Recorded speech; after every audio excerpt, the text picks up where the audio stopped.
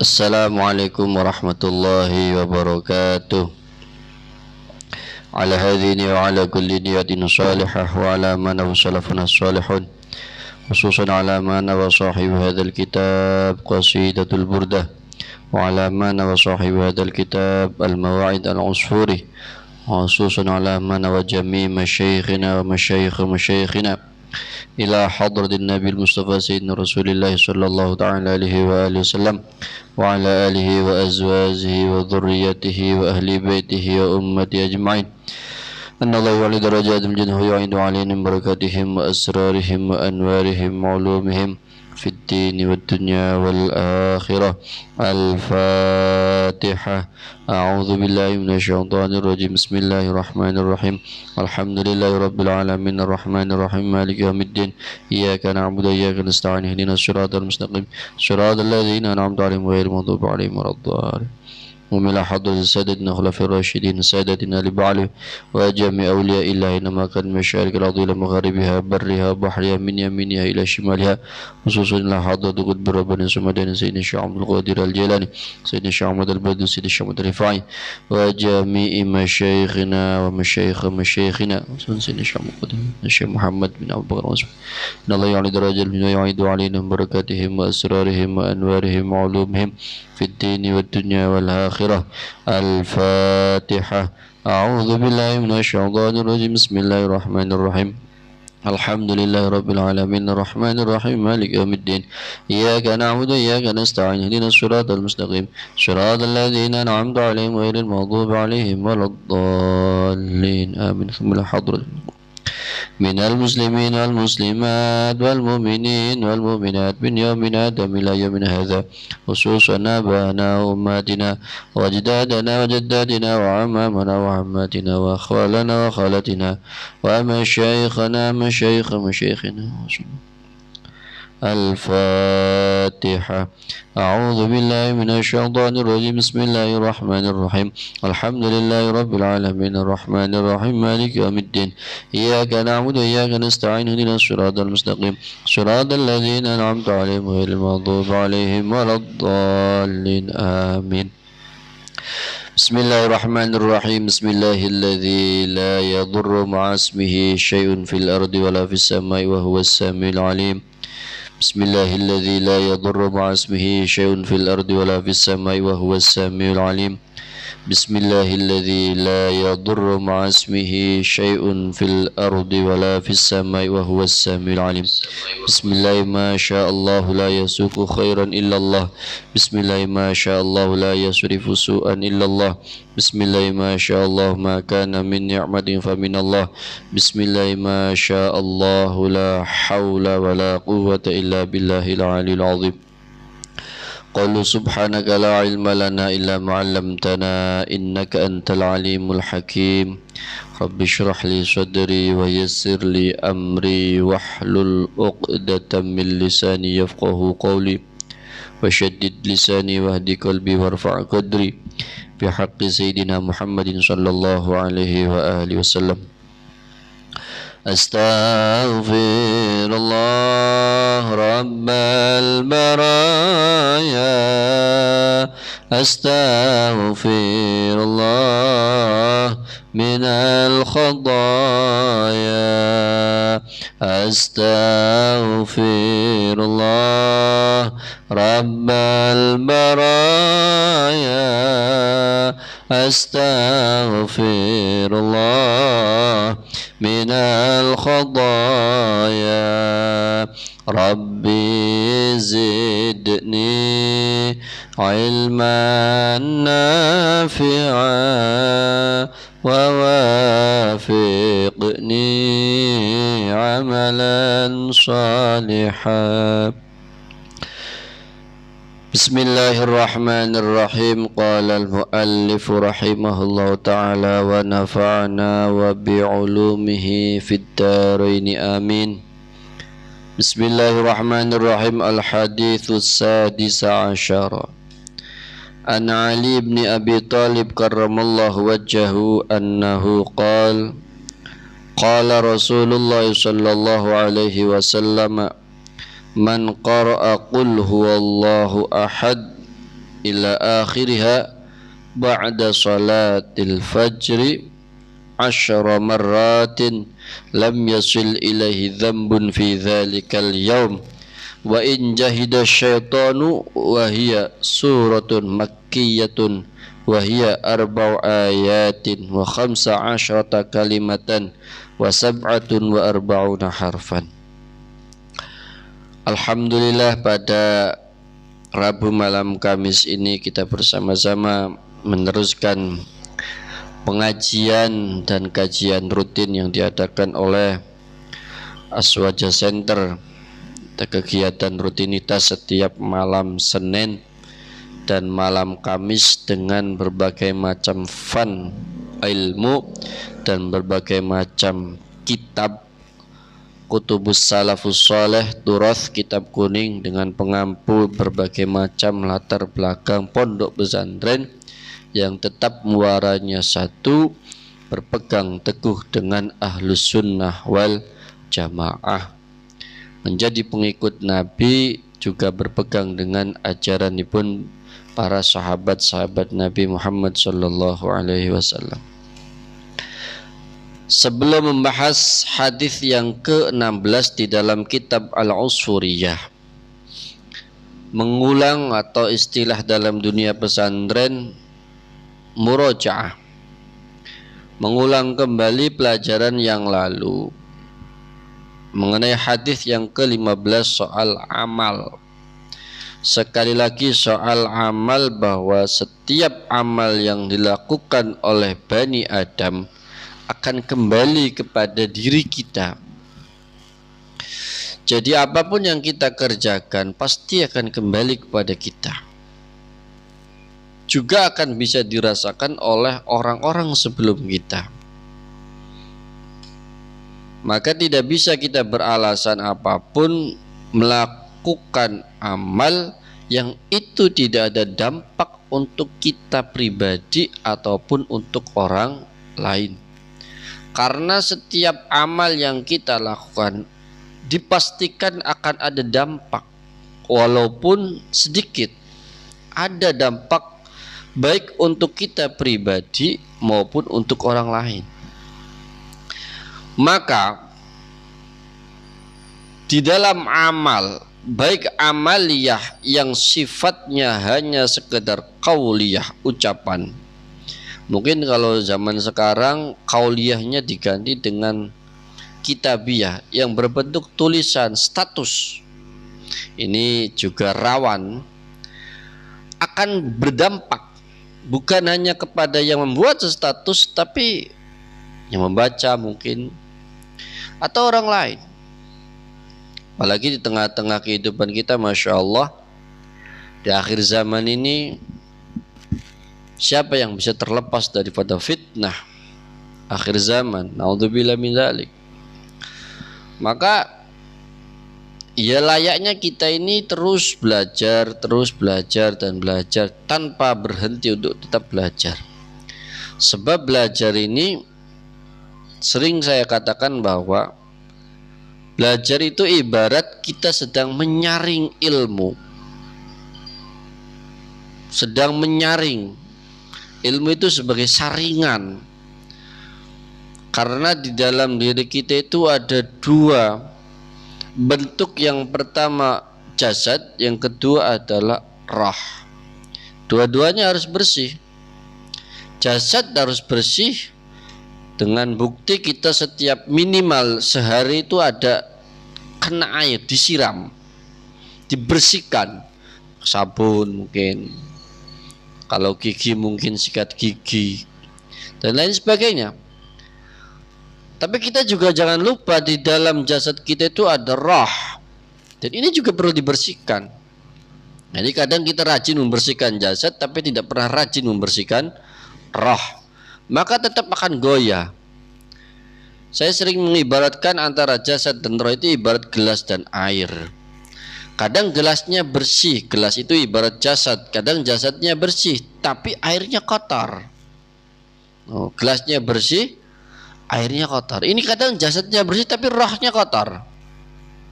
Ataupun sebaliknya, ada yang jasadnya kotor gelasnya kotor, tapi airnya bersih, rohnya bersih.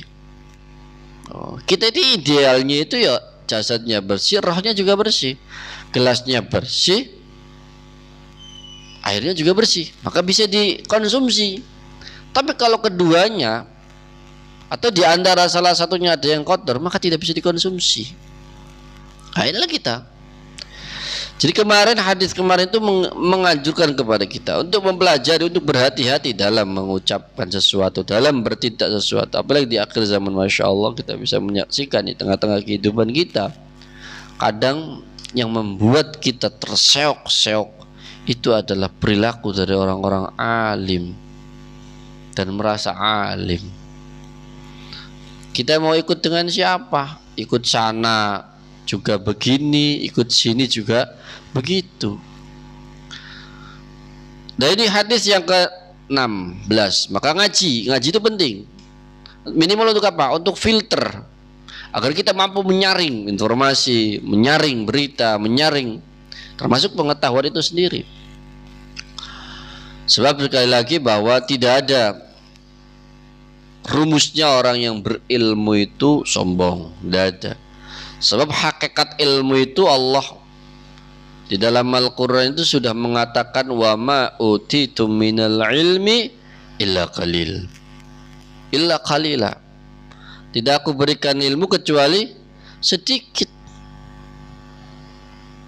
Jadi mungkin kita paham betul soal fikih, tapi dalam dunia tasawuf, mungkin di ilmu tasawuf kita sangat rendah. Atau kita mungkin menguasai ilmu alat, nahwu bisa, sorof bisa, tapi fikihnya rendah.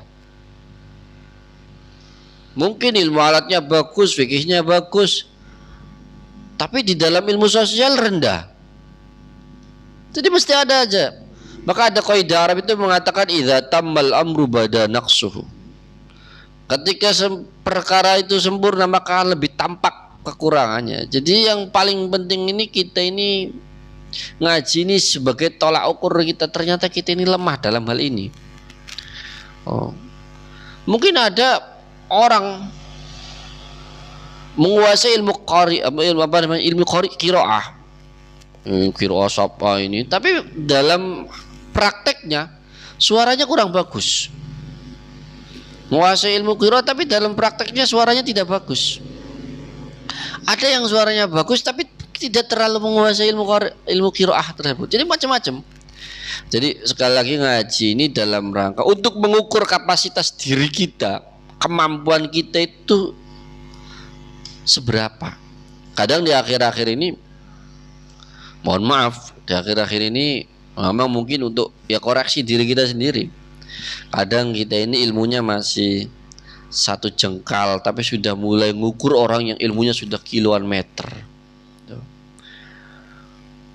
Jadi belajar itu sekali lagi untuk melihat, untuk bercermin kepada diri kita sendiri, ternyata kita ini masih sangat bodoh. Maka saya teringat sebuah makalah yang dirangkai oleh Syekh Muhammad Ibn Attillah Iskandari, ilahi anal jahilu fi ilmi fa kaifa la akunu jahlan fi jahli. Wahai Tuhanku, sungguh aku ini bodoh dalam kepandaianku, bagaimana mungkin aku tidak merasa bodoh dalam kebodohanku. Wong pinter bae kudu ngrasa bodoh, apa maning wong bodoh. No. Dalam kepandaianku saja harus merasa bodoh, apalagi memang kita ini benar-benar bodoh. Tapi sekarang Masya Allah semua orang merasa pintar. Makanya Masya Allah. Al-hadits sadis ashar, hadis yang ke-16. An Ali bin Abi Talib, ini diriwayatkan dari Ali bin Abi Talib karamallahu wajah. Beliau adalah min as-sabiqin al-awwalin. Beliau juga termasuk menantu sekaligus keponakan Kanjeng Nabi Muhammad sallallahu alaihi wasallam. Beliau yang menikahi Sayyidatuna Fatimah Az-Zahra, yang kemudian melahirkan sosok seorang manusia Sibtil Habibil Mustafa Sayyidil Hasanul Husain, dan dari beliaulah nanti meneruskan, dilanjutkan oleh cucu-cucu beliau yang insyaallah haqqul yakin Muntashirun fi ardina, tersebar di bumi kita Indonesia banyak. Apa dawuh Kanjeng Sayyidina Ali karramallahu wajah?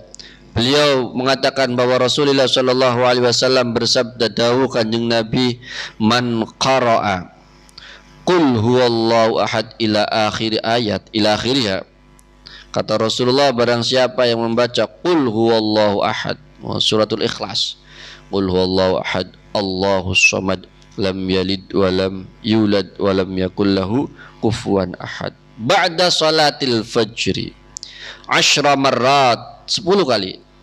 Setiap setelah menjalankan salat fajar, atau ngomong orang bahasa kitanya itu, siapa yang membaca qul huwallahu ahad ila akhir ayat, siapa yang membaca suratul Ikhlas setelah salat fajar 10 kali. Ini Kanjeng Nabi memberikan angkanya 10. Jadi kalau kata Rasulullah 10 ya 10, aja ditambah, aja dikurangi. Itu dosisnya memang 10. Lam yasil ilaihi dzambun fi dzalikal yaum. Maka pada hari itu kata Rasulullah, maka dia tidak akan dikenai dosa. Lam yasil ilaihi dzambun, tidak akan sampai kepadanya dosa. Pokoknya orang kena dosa, orang kebagian dosa. Fi dzalikal yaum, pada hari itu. Kapan? Ya pas dina mau maca qul huwallahu ahad. Wa in jahida syaitan, walaupun syaitan sudah bersungguh-sungguh. Ini biasanya kalau ada hadis-hadis yang demikian, wah berarti kok nek maca, kalau baca suratul Ikhlas pada hari itu habis sholat subuh 10 kali berarti nggak punya dosa, atau nggak bakal bisa ngelakuin dosa. Enggak begitu. Jadi hakikatnya ini, ketika kita mengamalkan apa yang sudah diperintahkan oleh Rasulullah sallallahu alaihi wasallam, bahwa siapa yang membaca suratul Ikhlas setelah sholat subuh 10 kali, insya Allah kita akan dipersulit untuk menemukan atau dipertemukan dengan sebuah dosa. Kangelan wis diamalkan sedikit. Dan kalau kita melihat hadis-hadis Nabi Muhammad SAW ternyata ringan. Maka Rasulullah itu sadar betul tentang umatnya, bahwa ketika Allah mengatakan faqra'u ma tayassara minal Qur'an, kadang malas kita ini, masya Allah. Faqra'u ma tayassara minal Qur'an, bacalah apa yang gampang dari Al-Qur'an. Bahkan di dalam Quran sendiri ada yang mengatakan, ada ayat inna Qur'anal fajri kana mashhuda. Tolong dibiasakan setelah sholat subuh tadarus, ngaji. Ini Kanjeng Nabi ngasih wiridannya itu gampang, baca kulhu 10 kali. Insya Allah dipersulit untuk ketemu dosa. Insya Allah dosa itu nggak bakal sampai, kata Rasulullah, in jahida syaitan, walaupun syaitan itu sudah bersungguh-sungguh. Coba dibiasakan. Ini termasuk ya, ketika kita baca hadis ini juga termasuk ya ijazah dari Rasulullah sallallahu alaihi wasallam lewat Sayyidina Ali bin Abi Thalib karramallahu wajhah. Jadi kadang kita ini terburu-buru ketika sholat. Ketika sholat buru-buru, setelah salam buru-buru. Kapan kita nyaman dengan Allah Subhanahu wa ta'ala? Maka mungkin akhir-akhir ini kita harus belajar untuk merasa nyaman dengan Allah Subhanahu wa ta'ala. Caranya sering saya katakan kepada teman-teman jamaah di sana itu, belajar berpikirnya gini. Kita buru-buru sholat kemudian langsung pulang ke rumah, mau apa sih? Oli apa sih? Mau dapat apa sih? Kita salam-salam, buru-buru zikir istighfar itu. Atau biasanya semua Al-Fatihah setelah imam doa terus kita langsung buru-buru pulang ke rumah. Mau apa sih? Di rumah itu ada apa gitu. Coba kita sudah mulai mentarbiyah diri kita, melatih diri kita itu untuk benar-benar kita ini belajar nyaman dengan Allah Subhanahu wa ta'ala. Sebagaimana kita ini setiap pagi disuguhi kopi atau teh atau makanan ringan, senyaman itu. Ya harus tarbiyah, harus latihan. Mau tidak mau harus latihan, harus dilatih. Karena nggak bisa ujuk-ujuk. Supaya Pak menjadi dasar untuk terus istiqomah. Sebab yang paling berat ini istiqomah. Coba kalau kita seumpama bersolat subuh ini kata Rasulullah baca qul 10 kali. Kita dilatih. Wirid itu saya sering mengatakan bahwa zikir itu bisa dua. Bisa dua apa? Bisa dua manfaat. Satu, zikir itu bisa menjadi obat. Yang kedua, bisa jadi vitamin. Jadi zikir itu bisa jadi obat dan bisa jadi vitamin. Tergantung badan kita, tergantung pribadi kita. Contoh, kalau kita punya penyakit, satu istighfar. Kalau kita punya dosa, istighfar itu sebagai obat agar dosa kita disembuhkan oleh Allah Subhanahu wa taala. Itu jadi penghapus lah. Kaya-kayanya tidak mungkin. Andaikan, andaikan saja ini, andaikan hebat tuh kaya-kayanya hebat. Andaikan kita ini nggak punya salah, nggak punya dosa, kita baca istighfar itu menjadi vitamin. Vitamin buat kita. Jadi tidak ada ruginya orang yang zikir kepada Allah Subhanahu wa taala. Pertanyaannya, kita sudah merasa nyaman atau tidak dengan Allah? Makanya saya sering ngajak jamaah di tempat saya itu sering, ayolah kita latihan. Contoh, aku tak latihan tak sembayang dan baca sholawat nariyah ping telu, tak lakoni saminggu. Jadi orang latihan zikir itu begitu. Ini Rasulullah memberikan dengan angka yang sangat minim, angka 10. Tak latihan.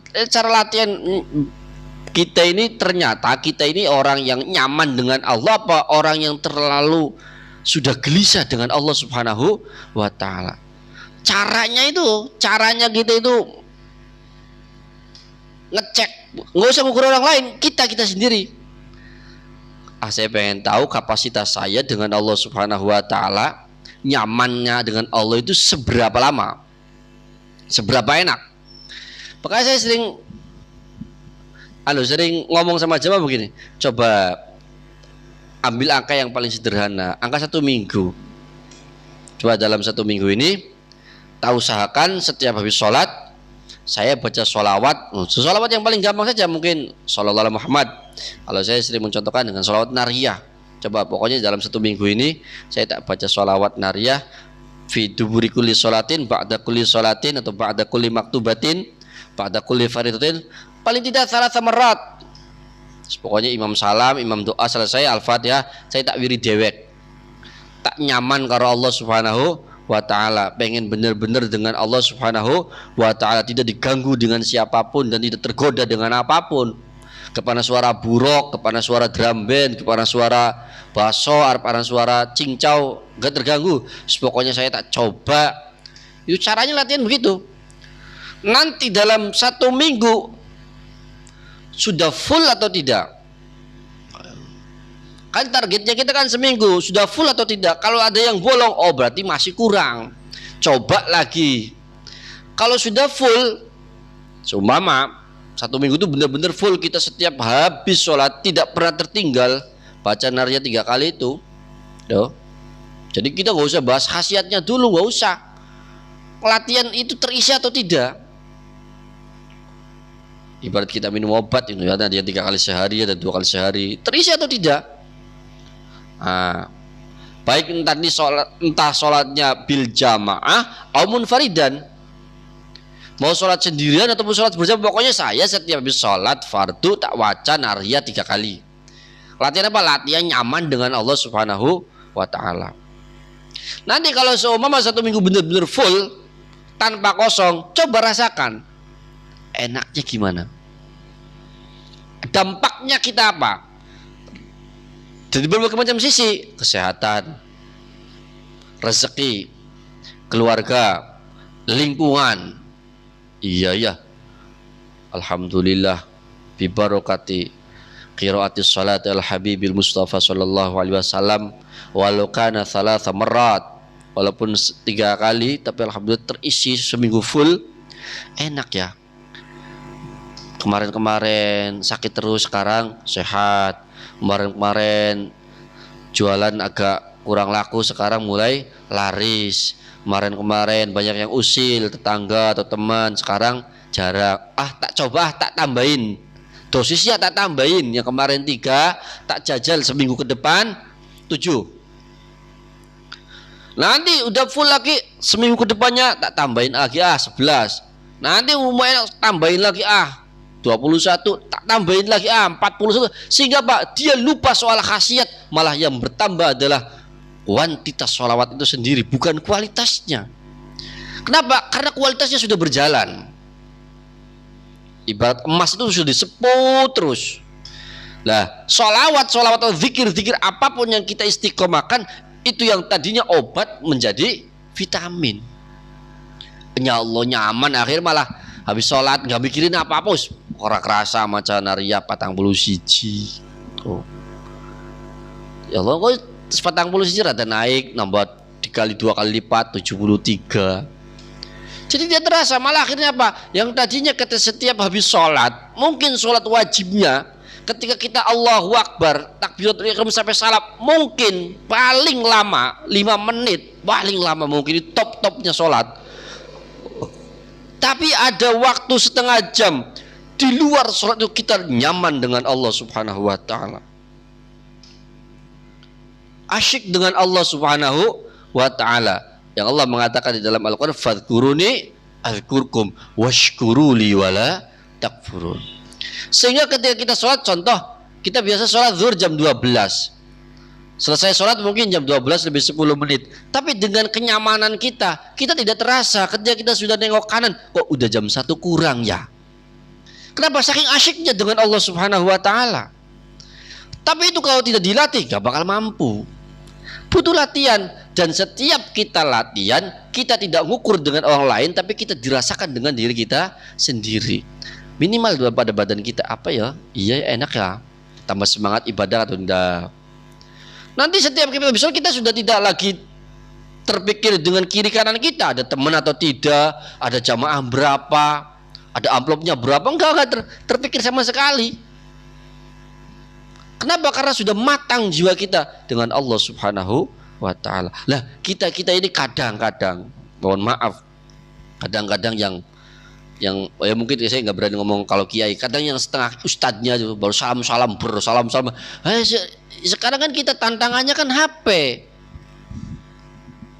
Tantangannya kan kita HP, karena kita pikir-pikir sadurunge sembayang waya adan wis ndeleng HP, Facebookan scroll. Boro-boro arep kok beli abadi ya wis scroll Facebook aku. Wis waya komat sembayang salam berangkat donga kalau cukup robana atina fid dunya hasanah. Mengkono njaluk rezekine akeh. Njaluk sehat terus ya, cerita angel. Kita kan godaannya HP. Saat sholat pikirannya HP, di luar sholat pikirannya HP. Kenapa? Karena tidak pernah latihan. Coba kita sekali-kali latihan. Pokoknya saya habis sholat nggak pegang HP, titik. Makanya Kanjeng Nabi ngasih latihannya itu lewat apa? Suratul Ikhlas. Lam yasil ilaihi dzambun in jahadas syaitan. Walaupun setan bersungguh-sungguh, tapi insya Allah akan dihindari. Nyaman ya, enak ya. Ternyata enak ya habis sholat cuma baca Quran walaupun seayat. Gak sesuai nambah telung ayat, sesuai salam mbak. Iya. Memang yang paling berat itu istiqamah. Wa ya suratun makkiyatun. Surat Al-Ikhlas itu surat makkiyah. Ini Kanjeng Nabi menjelaskan langsung. Wa hiya arba'u ayatin, ada 4 ayat. Wa khamsa asyarata kalimatan, dan ada 15 kalimat. Wa sab'atu wa arba'una harfan, detail sekali Rasulullah, sampai jumlah hurufnya ada 47. Masya Allah, ini Rasulullah Shallallahu Alaihi Wasallam. Bahkan Rasulullah mengatakan, yang diriwayatkan oleh Ubay bin Ka'ab radhiyallahu anhu an Nabi Shallallahu Alaihi Wasallam, qal, ini betapa Kanjeng Nabi sayang dengan kita, betapa Kanjeng Nabi peduli dengan kita. Apa buktinya? Man qara'a suratul Ikhlas marratan wahidatan u'tiya minal ajri kamithli ajri mi'ati syahidin. Ya Allah, kata Rasulullah, siapa yang membaca suratul Ikhlas marratan wahidan, sekali saja, dia akan mendapatkan ganjaran seperti 100 orang yang mati syahid. Masya Allah, maca kulhu sepisan. Ya Allah, kita itu motivasinya maca kulhu waya tahlilan boy. Karena motivasi al barokat, al berkat. Jadi baca itu di luar itu. Ini juga termasuk ya motivasi kita para ustadz-ustadz, para kiai-kiai. Jadi motivasi kita baca Al-Quran, baca Yasin yang semangat, waya yasinan yang tangga sebab anak berkate anak amrope wa ila hadrati. Tidak. Baca kulhu semangat karena anak berkate. Jadi motivasinya itu kita harus latihan, kita harus ada waktu, kita harus ada ruang. Ketika membaca surat-surat yang biasanya ada embel-embelnya, kita baca tanpa embel-embel. Apa rasanya? Kan kita ini kadang semangat zikir la ilaha illallah, la ilaha illallah, sebab ada embel-embelnya, ada berkatnya. Apalagi yang pemimpin yang biasa wa ila hadrati us amplopnya biro. Jadi la ilaha illallah semangat. Ayo sok jajalan. Wong sing biasa ngruusi orang yang biasa mimpin tahlil, terus tiba-tiba dia tidak jadi pemimpin tahlil tapi jadi jamaah tahlil, itu zikirnya beda. Ketika dia jadi pemimpin tahlil, setelah wa ila afdhalu dzikri fa'amanahu la ilaha illallah dari pimpinan. Sekarang dia datangnya telat jadi jamaah tahlil, bukan jadi pimpinan tahlil tapi dari jamaah tahlil. La ilaha illallah. Wah, lagi jadi pimpinan. La ilaha illallah, la ilaha illallah. Sekian gara-gara tekanan telat, terus anak sing mimpin iku la ilaha illallah sejen kaya wingi sing lagi taslimin. Ilah kadar ke amplop wis ning kana. Beli ning kene, beli ning kana wis sing mimpin bang kana dudu bang kene. Jadi itu tidak bisa dipungkiri, tapi kita harus punya ruang dan waktu di saat kita baca la ilaha illallah tanpa embel-embel. Dan bukan karena embel-embel. Ini yang sulit ini. Kadang mohon maaf, ini termasuk koreksi buat kita semua. Kadang kita ini kadang ketika jadi pimpinan tahlil la ilaha illallahnya keras, tapi ketika dari jamaah tahlil la ilaha illallahnya lemah. Kadang karo ngantuk pisan. Lah apa maling jadi pimpinan tadi sing biasa mimpin tahlil terus tekan telat ninjaba, wah kadang tahlil diwaca karo ngrokok. Sing ngrokok ngobrol pisan. Tak jam pira sampean. Oh ngaji dikit jadi telat kita. Ya ngobrol, beli kelalen tahlil ku beli. Pikirannya apa? Semacam la ilaha illallah, la ilaha illallah sangun berkata ya pada. Mau ngamplope bangkana, bangkene ora oleh ngono tok. Jadi sekali lagi kita harus punya ruang dan waktu di saat kita menjadi pimpinan tahlil ataupun menjadi jamaah tahlil, bacanya sama dengan nada yang sama, dengan intonasi yang sama, dengan tekanan yang sama. Itu baru top. Nah, kita kan kadang la ilaha baca Yasin, ayo sok jajalan. Saya ngomongin siapa kita sendiri, pribadi kita sendiri jajalan. Pas waya dari pimpinan tahlil yang mikir dicekel. Al-Fatihah, Yasin wal Qur'anil Hakim. Semangat itu apa? Ketika kita pegang mic, ketika kita jadi pimpinan. Tapi ketika kita jadi jamaah Yasin, yo macamnya tak loncat-loncat. Yasin wal Qur'anil Hakim menang. Tiba-tiba subhanalladzi hilang semua ayatnya. Tapi di saat kita jadi pimpinan, semua ayatnya komplit dibaca. Jadi kadang kita itu nggak adil. Jadi latihannya itu begitu. Latihan, wah jadi pimpinan tahlil, jadi ru'us tahlil, jadi imam tahlil. Biasanya maca qul antep qul huwallahu ahad, Allahus samad, lam yalid wa lam yulad wa lam yakul lahu kufuwan ahad. Kalau ceklok. Pimpinan tahlil. Tadi jamaah tahlil. Orang yang biasa mimpin tahlil, kok tiba-tiba dari jamaah tahlil, kol-kolanya hilang. Walam yulad. Lagi jadi pimpinan tahlil, wah menyeklok kol-kolanya. Lam yalid wa lam yulad wa lam yakul lahu kufuwan ahad. Sekarang kita jadi pimpinan tahlil di tempat kita di mana kita memimpin jamaah dan di situ tidak ada embel-embelnya, akan beda juga. Maka sebenarnya yang sudah lulus dalam perjalanan itu semua ya kita semua ustadz, udah lulus harusnya. Tapi kadang-kadang ya lagi-lagi setiap manusia itu punya kapasitas berbeda. Beda anak antep sebab gawanannya antep, nelang gawanannya antep ya dadine orang antep. Donon. Tapi Kanjeng Nabi itu luar biasa. Ukurannya sederhana sekali. Man qara'a suratul Ikhlas marratan wahidah. Langsung Kanjeng Nabi memberikan, istilahnya itu memberikan bonus yang begitu besar, ka'ajri, mendapatkan pahala kamitsli mi'ati syahidin. Ya Allah, maca kulo sepisan pada kayak wong 100 mati syahid je. La ilaha illallah. Maka ketika kita diberi kesempatan oleh Allah Subhanahu wa taala dalam kesempatan apapun, baik tahlilan, baik pembacaan apapun, itu notasi dan nadanya tetap sama. Maka latihan. Yang kedua, ini juga masih ada diriwayatkan oleh sahabat Anas bin Malik radhiyallahu taala anhu. Qala Rasulullah sallallahu alaihi wasallam, kata sahabat Anas bin Malik, man qara'a qul huwallahu ahad marratan wahidatan faka'annama qara'a thulutsail Qur'an wa man qara'aha marratain faka'annama qara'a thulutsail Qur'an wa man qara'aha thalatha marrat faka'annama qara'al Qur'ana kullah wa man qara'aha 11 marratan banallahu ta'ala lahu baitan fil jannah min yaqutati hamra. Oh, ini hadis yang sangat terkenal biasa. Pokoknya siapa wong sing maca kulo sepisan pada bae kaya wong maca sepertelune Quran. Siapa sing ming loro ya maca kaya separone Quran. Sing ping telu pada bae kaya khataman Quran. Oh, maka sekali lagi kita beruntung menjadi bagian Nahdlatul Ulama, menjadi bagian santrinya Mbah Hasyim Asy'ari. Apa ada istilah tradisi tahlil? Di dalam tahlil ada qiraatus suratil Ikhlas salasa marrat. Jadi ketika kita tahlilan baca qul ping telu aja motivasi berkat, motivasinya khataman Quran. Sabana wong sing maca qul ping telu iku pada bae kaya maca sak khataman Quran.